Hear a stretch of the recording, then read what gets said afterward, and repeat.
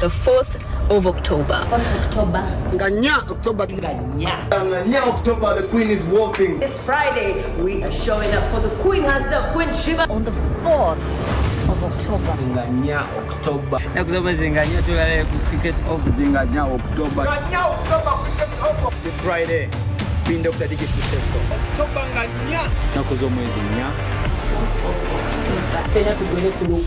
Cricket over. Let's fill up cricket over for the Queen. Nyanza concert. 4th October. Friday Cricket over. Cricket over. Cricket over. Get your tickets. Cricket over. Nyanza concert tonight. Musuwa the Queen at the area. Nyanza concert. Nyanza concert. Nyanza concert. Nyanza concert. Kuyanziza mujye beyanzo Bijenga tucyankalanya bucyankalanya bya natwitako bina kudayo wonga bakugamba nti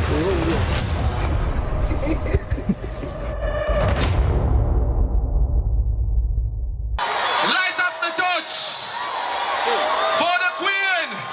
Cricket over. Light up your torch. Light up your torch. Light up your torch. Oh my goodness, Shiba, you need to see this.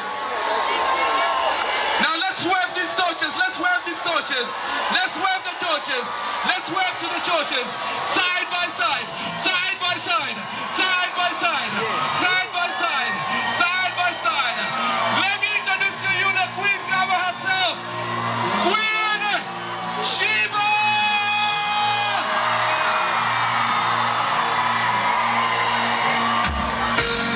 Cricket over.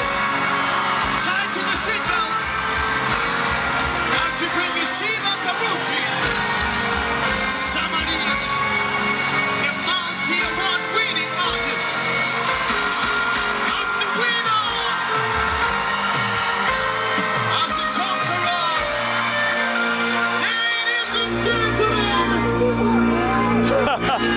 Aliko program paka kenjewona kulwala Monday tatu yingideo ranks vano musagwa of course nkola ne mwana mwala Evelyn Sukali sawa zezo ze nyini tobere wala leo tuli Lugogo cricket over neyanziza concert Shiba Karunzi yatusuubiza okubanga omulamu neyagada tuleke omuliro onyakola jirango omuliro birungi nyonyo nayingire nanyumiddwa nnyo VIP section bakisetenza bulungi abantu bazirise sikirabanga kola I've never seen she has made history kintu kirungi nyonyo buli muntu endulu efuuse endulu jeje ye yakoze ku sound ate maestro the maestro squads abo nabo bakikutte mu nsonga za sound bintu birungi nnyo era sound yennyini njagala nkulabe nawe olabe ku kigenda mu maaso kolere ki sagala kumenyerako byonna tugenda kuna ne interviews masa kuba bayimbi bangi nnyo keep it like BBS la Final tugende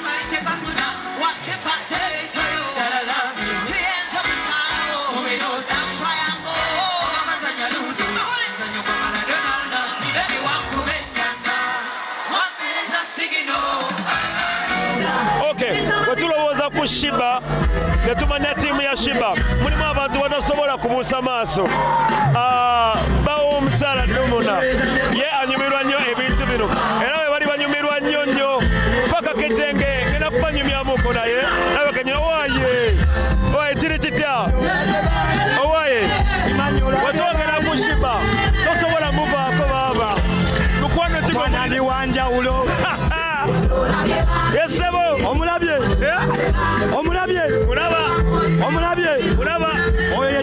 kabako. Super. Nejo nakulabya ku sound check ngo bagamba. Abulira amazima. Yeah man. Oye namba emu. Galiko. Ye namba emu. Namba ki? Emu. Namba ki? Emu. Atarwachi. Lwampaka. Era kino nkibabuulira. Nawulirayo obubondo. Simanya Federation ono gwe balina okuwabwa president.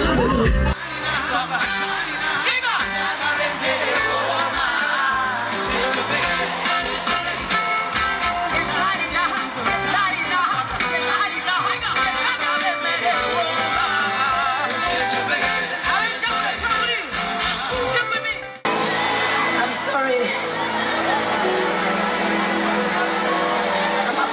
I'm a bit overwhelmed. I have never performed like this.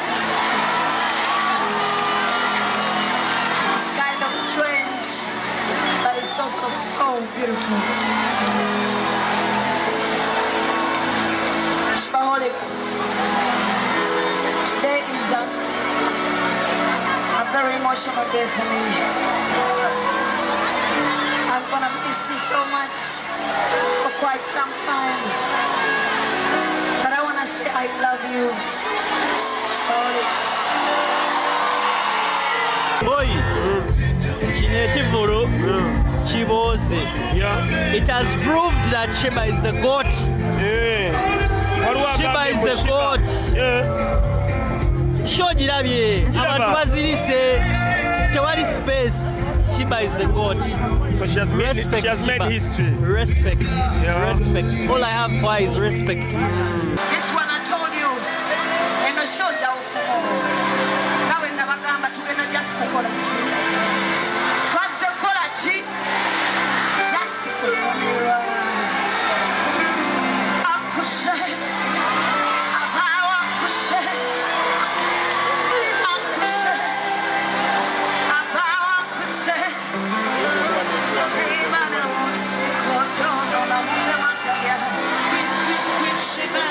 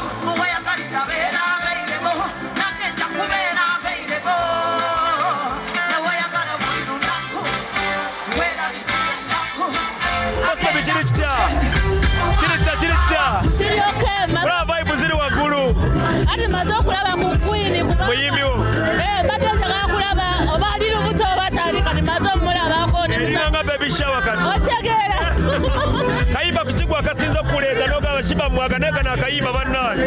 Akalimba ate unfortunately akensi ko kwagala kapya. Bakaita busy. Okay, bane kabakali. Oza kabinyo. Are you having a good time? Yes, I am. I know. Okay. Tutatambula vibe ziri wagulu nnyo. Owai, Chirista. Ajiswaga Chirista. Naye walayi gwendaba. Ate Queen abikoze. Ate ngoliye gwe. Queen tamulabye. Oliye gwe. Queen tamulabye. Ate tusuubira omwana. Tuli ku baby shower. What are you talking about? Biological born Ajiswaga of Sheba. You understand me? Omwana atikubye. Vibe ziri wagulu. Bako yali nje ku stage sina kulaba banayi. All right. Bichagenda na maso nyo nze nkyetoloola buli nsona yonna nga nagikutuusaamu leero nayimiridde era wendi ndi mu kunyumirwa bunyumirwa tuli Lugogo bannange mwana muwala how are you doing? You're good. Atotya bannange bali kunyumirwa ligenze litya litambula bulungi nawe wanyumisa onkubire mu ka 360 soka wetole bwense kulabe baka kejenge kayimba kyakasinga kunyumira akashiba ako kenyini kali kikande bantu bakawulira kweno kokulu wayunga ebika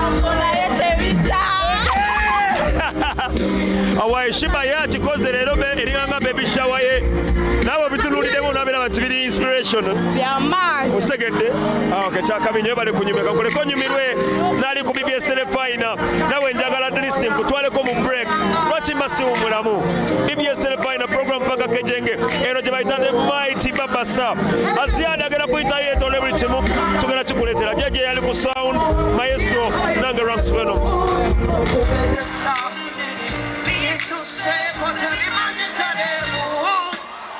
Sometimes I wonder why you wanna take my life for, but they are feelings that you never take it. Oh baby, we can make it. We are the toilet in my day. So I'm not cheap, so I'm no humanizer. Baby, no for that shit. Oh baby, no what you call. No jail, take it, every chance you know.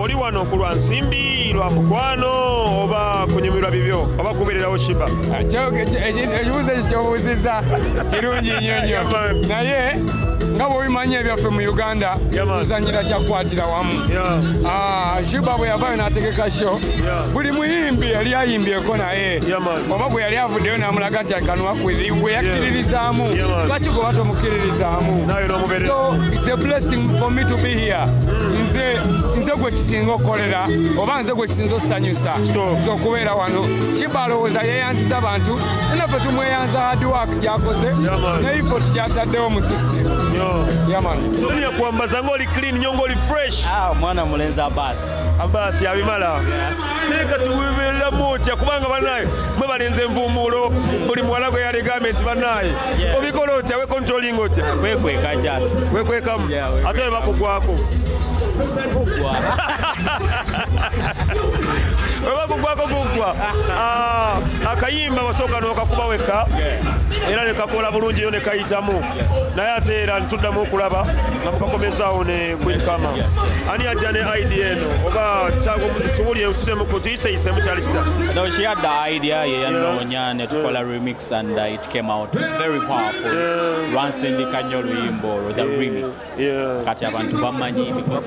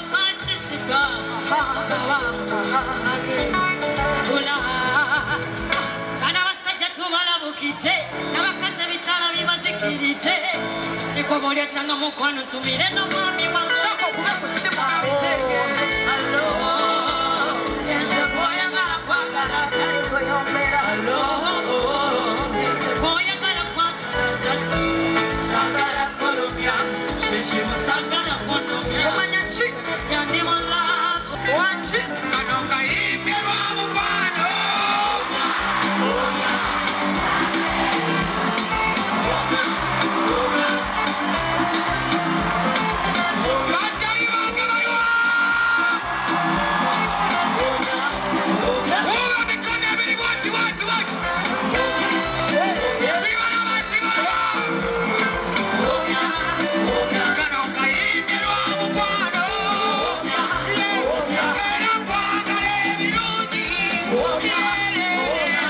yagadde okubeera ku show eno naye nga Shiba kyatukoze fe abasajja abakulu atusensebude olw'ensonga alese omukululo ogw'amaanyi nti show agikubye abantu bafeitinze olwa love sound eryoke ayina olubuto naye ate akozeseza energy n'ayimba nagyo eddoboozi era abantu abadde babuza Shiba biki kati approvinze she is the king of the mic okimuwereddewo kuba bikoze banne ndi wano nga ngwa kutaala lya BBS Telefina of course omukyala Sandra Dalim bannange kirisa you look fresh thank you kulaba backstage atali muyimbi masanyu jaga kulese backstage fe bamuku bategesi b'ekivulu kino I'm under JJ events olwaleero abali ku sound n'amataala era ndowooza owulira sound wanjawulo ddala wanjawulo nnyo mulungi clean sound tewalimu wadde akavumbeera ng'obudde mu bya side ya business olw'okuba nti olina JJ gwe Shiba nga gw'omuntu omutegeera otya mwagala nnyo mwagala bitasangika ng'akayimba ke kennyini she's a vibe and the fact that she's becoming a mama today mufulidde ddala ow'enjawulo webaze mukama kubanga mulungi okwagala kwe kubeerera emirembe gyonna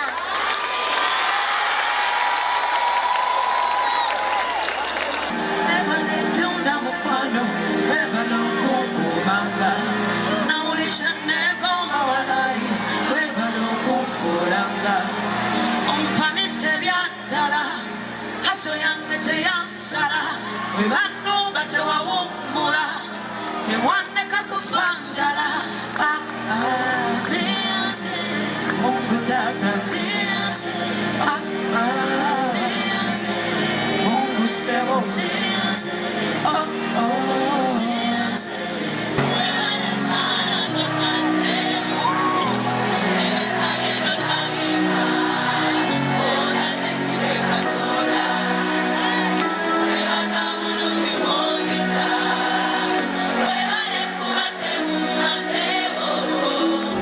tukitwale nti gw'oli wano ngani nga kyaliwe ng'omuntu amusiima ng'omuntu amwagala ng'omuntu amulabirako ng'omuntu ayagala okutuuka waali byonna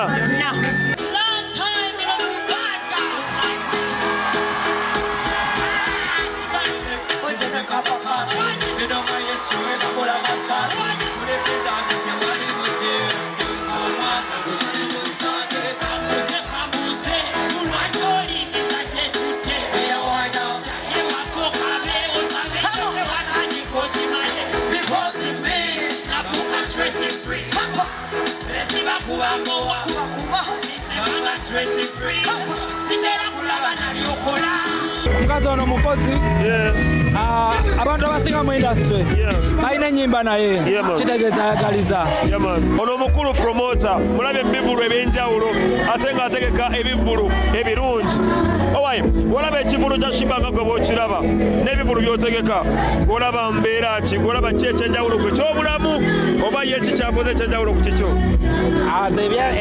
ebyange byo tebisobola tuuka ku kino kuba akoze ekyamaanyi okiwembalamu amaanyi nze kusapotinga muganda waffe the queen of the early okimanyi tuze kusapotinga Shiba abantu obalaba buli omu the love is crazy man baby oli fresh always bro nze King Dream I'm here to support Shiba because we've been friends from way back. I did a collaboration with Shiba when I had just started my career, and this song was big. So yeah, she's always there for me. I'm always there for her. She's like a sister. Shiba chicho mwogerako nga chanjawulo mulala kyatalimanyi. To me, she's the greatest female artist. To me, yeah.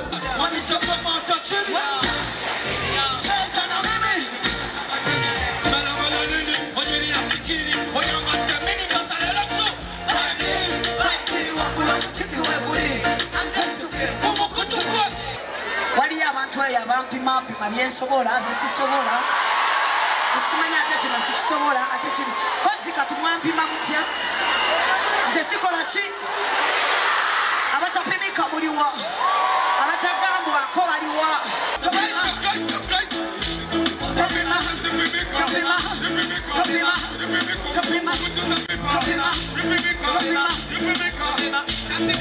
Babagayi simanyira kyakubagamba naye nga it's been really massive kibadde kirungi nnyo tebinyumizika naye nga buli lunaku olw'emmande olina osigalangawo n'omanya ki kyetukuleetedde ate era n'ogezaako tufollowinga Ranks Venom social media handles zonna ate era ne Evelyn Sukali naye n'omunoonyako sobola okwebaza ttiimu yange Aziz ku camera of course producer Penny nawe nkwagala nnyo ne Arthur gy'obikola gwatematema kyakabi nnyo naye nga kibadde kirungi nnyo lugogo ewuumye buli muyimbi gwe yayimba naye mbalabyeko Aronix ndabyeko ku Young Mulo ndabyeko ku Alan Tonix ndabyeko ku Saha ndabyeko ku Karo Kasita ndabyeko Karona Ntongo abayimbi bonna byayimba nabo kolabo zonna abana ino kireeta of course ne Kapakat naye abaddewo era nga wobirabye njagala okwagaliza olunaku olulungi w'ekiro ekirungi olunaku lwa Mande sabazibaze ezo program paka Kejenge Bato Shiba bwagenze lugogo cricket oval tusinkane Mande ja. Thank you so much for watching BBS Telefinal. Ranks Venom Evelyn Sukali paka Kejenge banaye mbagala nnyo musibuleko. Thank you so much. I love you. Mwebale kubeerawo paka show ewedde mukama bankuumire nga muddayo yabakuumye nga mujja. Till next time, God bless you. I love you. I love you. I love you. Thank you for making me who I am. Bless you. Bless you. Good night. Good night. Good night. Good night. Maestro, hit it.